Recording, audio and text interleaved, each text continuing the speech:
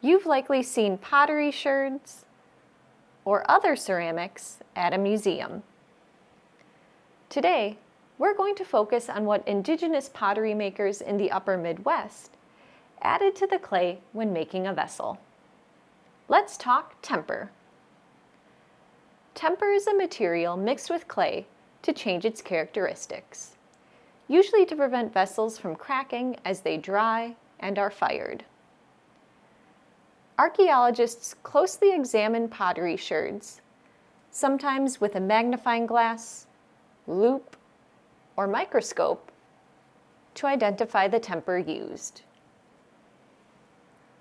In the Crosse area, we find pottery sherds tempered with grit, or crushed rock, made by Woodland tradition peoples.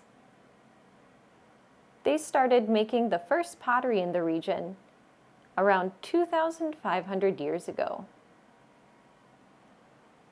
Later, beginning about AD 1300 in Crosse, precontact peoples of a tradition archaeologists call Oneota tempered their pottery with crushed, burned shells of freshwater mussels.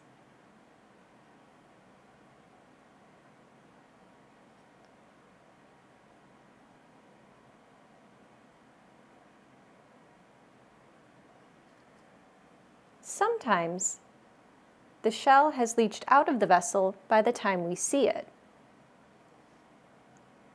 But the holes from the shell remain. So we know it was shell tempered. Less commonly used tempers in the region include sand and limestone. See the description box for links to learn more about temper, pottery, and other archaeological topics.